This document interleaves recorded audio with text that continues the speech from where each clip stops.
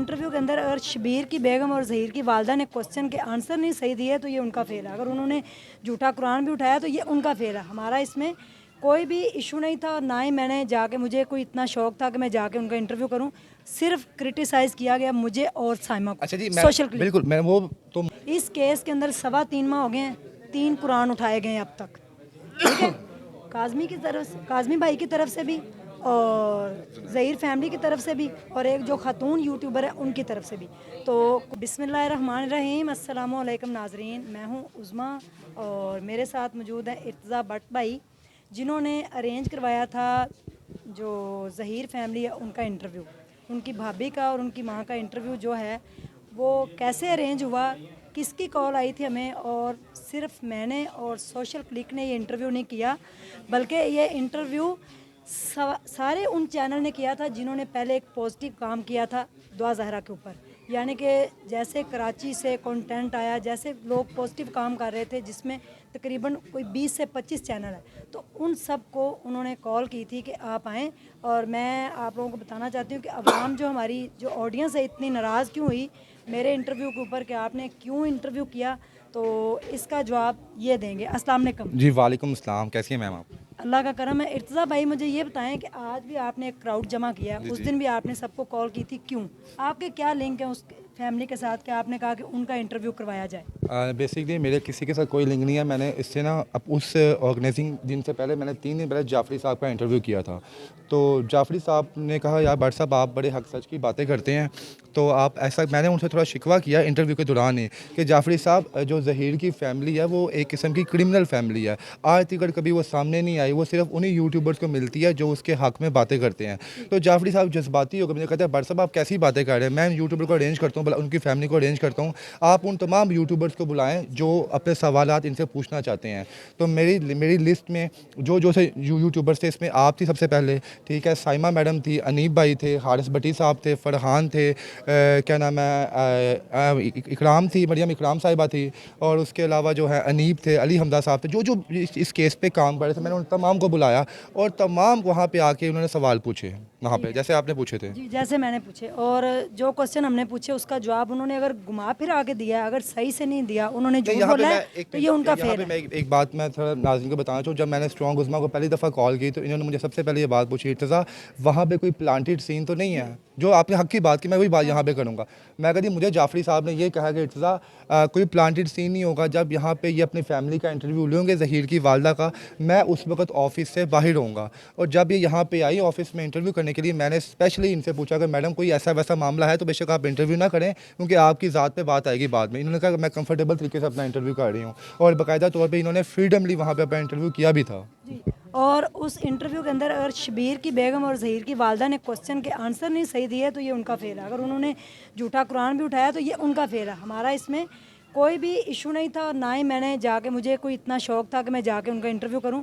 सिर्फ क्रिटिसाइज़ किया गया मुझे और साइमा को। अच्छा जी, सोशल क्लिप। बिल्कुल मैं वो तो मुझे नहीं पता क्यों क्रिटिसाइज़ किया गया। हालांकि देखा जाए, अगर किसी ने इस पे काम किया है थ्रू फर्स्ट डे से कर रहा है, वो अनीब भाई हैं, हारिस साहब थे और फरहान भाई थे। अनीब भाई आप भी वहाँ पे आए हैं, आप भी ऑनेस्ट देखें, इस केस के में हमें कोई नहीं है, जो भी फैसला करना गवर्नमेंट ऑफ पाकिस्तान के इदारों ने करना है। आप भी वहाँ पे आए, किसी किस्म का दबाव वहाँ पे था आपको? सर को दें एक बात क्लियर कर दूं कि जो लोग बातें कर रहे हैं उनको ये पता होना चाहिए कि जर्नलिस्टिक पॉइंट ऑफ व्यू से अगर हम देखें तो दोनों साइड का मौक़िफ़ लेना चाहिए। पहले इशू ये था कि जो ज़हीर की फैमिली बिल्कुल सामने नहीं आ रही थी। अब जो पीछे की कहानियाँ हैं, क्योंकि मैंने भी क्वेश्चन किए, बड़े सख्त क्वेश्चन किए, जिनका वो जवाब मैं समझता हूँ कि वो नहीं दे सके, ठीक है। आपने क्वेश्चन किया और वो जितने भी यूट्यूबर्स थे वो सब एक बात में मुत्तफिक थे, यार नहीं, मतलब वो सही से जवाब नहीं दे सके, हम लोगों को कायल नहीं कर सके। लेकिन हमारा फ़र्ज़ था कि हम जाके उनका पॉइंट ऑफ व्यू लेते, और वकील जो दुआ ज़हरा का है, अली जाफ़री, उनके चैम्बर के अंदर था, और इर्तज़ा ने सारा अरेंज किया था, क्योंकि इर्तज़ा भी इस केस के ऊपर काम कर रहा है। अब मैं समझता हूँ कि इसके ऊपर ना इर्तज़ा का कोई कसूर है, ना इनका कोई कसूर है, ना किसी और का कसूर है।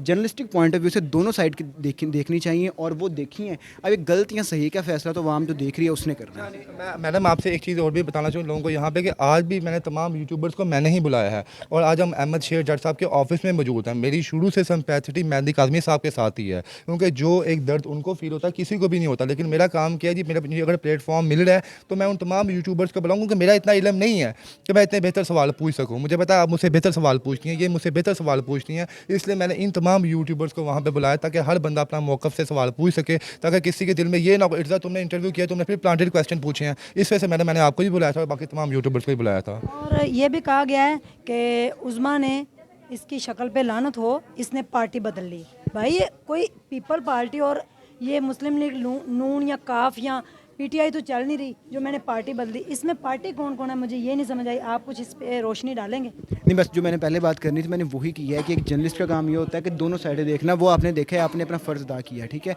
अब मैं आपको ये बात कहूँगा कि लोग जो बातें करते हैं उनको करने दें। ज़ाहिर बात है हर चीज़ आपके रुख में नहीं होती कि आपके लोग तारीफ़ें ही करें या आपके लोग अगेंस्ट ही हों।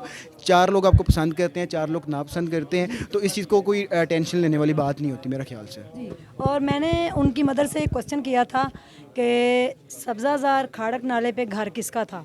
उन्होंने कहा मुझे नहीं पता, ये तो आप बता रही हैं। फिर मैंने कहा कि बच्ची जो है, आप एक 9 उम्र गुजार चुकी हैं, तो बच्ची की एज कितनी है आपके हिसाब से? तो उन्होंने कहा जी बच्ची जवान है, 4-5 साल से। आपको पता है मैं क्या बात कर रही हूँ। मैंने कहा बच्ची कराची से अकेली आ सकती है? उन्होंने कहा जी लोग तो जहाज़ों पे बैठ के बच्चियाँ आ जाती हैं, इससे भी माड़ी माड़ी बच्चियाँ। तो वो माड़ी माड़ी बच्चियाँ पढ़ने के लिए आती हैं, ना कि भाग के आती हैं। स्टडी करने के लिए आती हैं पीयू के अंदर या किसी के साथ भाग के आती हैं। और फिर मैंने उनसे ये क्वेश्चन किया था कि निकाह जब हुआ उस वक्त आप कहाँ थी? उन्होंने कहा कोर्ट मैरिज हुई थी, मैं साथ गई थी। मैंने कहा आप कहाँ थी? उन्होंने कहा मैं साथ वाली ऑफिस में थी। मैंने कहा साथ वाली ऑफिस में थी या आप निकाह के टाइम मौजूद थी? तो इसका भी उन्होंने सही से मुझे जवाब नहीं दिया। जो भी बात की फिर उन्होंने यानी कि सिपारा मैडम पकड़ यहाँ से लिया। आप ये लगाएं कि आप वहाँ पे फ्रीडम थी, सवाल पूछ रही थी, वो क्वेश्चन अगली पूछे। पार्टी ने आपसे झूठ बोला है, वो अब उनकी हैड है। देखिए आप उनसे अगर पूछते थे जी आप गैंग का हिस्सा नहीं है जी, उन्होंने कुरान पकड़ के कह दी मैं गैंग का हिस्सा नहीं हूँ, उसमें फिर आप चुप हो जाएंगे। वहाँ पे आपके ऑप्शन ही कोई नहीं रहेगी, क्योंकि हमें बचपन से सिखाया गया कि कुरान मजीद पर जब बात आई थी तो इसमें आप हक पे भी अगर आप हो तो पीछे हट जाओ। शायद उस दिन आपने भी यही काम किया, पीछे हट गए इस टॉपिक सवाल के और ऊपर। ये देखें कि इस केस के अंदर 3.25 माह हो गए हैं, 3 कुरान उठाए गए हैं अब तक, ठीक है। काज़मी की तरफ से, काज़मी भाई की तरफ से भी और ज़हीर फैमिली की तरफ से भी और एक जो खातून यूट्यूबर है उनकी तरफ से भी। तो कुरान हमें तालीम देता है कि हम उसको पढ़ के उसके ऊपर अपनी ज़िंदगी गुजारें, उसकी तालीमात पे अमल करें। और लोगों ने मुझे ये भी कहा है कि जी आपने जो है ना वो क्वेश्चन जो पूछे हैं फिर आपने बाद में कहा ये गैंग नहीं। गैंग का फैसला करेगी कोर्ट, ठीक है।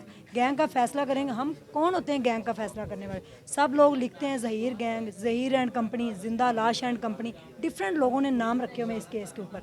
तो ये लोगों की हेडेक है। और लोग ये कह रहे थे कि आपने कहा था कि जो दुआ ज़ारा के कमरे में जब आप पहुंची थी तो दुआ ज़ारा बहुत रो रही थी और अपने बाप को याद कर रही थी। मैंने ऐसा कतन नहीं बोला, आप कोई भी वीडियो उठा के देख लें। मैंने ये कहा था कि मालिक मकानों ने बताया कि दुआ ज़ारा मेरे जाने से 2 दिन पहले 4 घंटे तक रोती रही थी।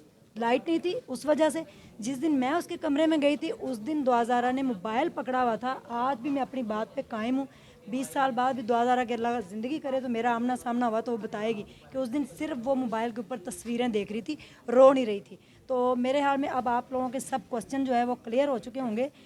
मुझे आप लोगों की गालियों से कोई फ़र्क नहीं पड़ा। थैंक यू सो मच कि आपने मुझे डिस्कस तो किया, चाहे गालियों के थ्रू किया कि अच्छा मैंने मैडम कुछ एक किया। चीज़ यहाँ पे और भी क्लियर कर दिया, आप आइंदा कभी अगर मेरे प्लेटफॉर्म पे या मेरे लिंक के थ्रू कोई चैनल कोई भी बुलाता है, मुझे ज़हीर की वालदा बुलाती हैं, कोई बुलाता है, तो मेरा काम है आपको बताना। आप आएँ ना आएँ इट्स अप टू यू, ठीक है। अगर आपको लगता है कि मैंने गलत कोई ये काम किया तो मैं आइंदा के बाद किसी यूट्यूबर को यहाँ पे इकट्ठा नहीं करूँगा। और आज भी मेरा मकसद यही था कि आज हम दुआ ज़ारा के हक़ में तमाम यूट्यूबर इकट्ठे हुए हैं और आज भी मैंने सबको यहाँ पे बुलाया ताकि हम तमाम एक यूनिटी की तख्त रहें यहाँ पे। जी, और कोई मैसेज देना चाहें आप? जी बिल्कुल, मेरा यही मैसेज है कि हम शुरू से लेके एंड तक मैं बजाते खुद मैं जो हूँ मेहदी काज़मी साहब के हक़ में ही काम कर रहा हूँ, क्योंकि मुझे पता है कि वो दर्द में है, तकलीफ़ में है।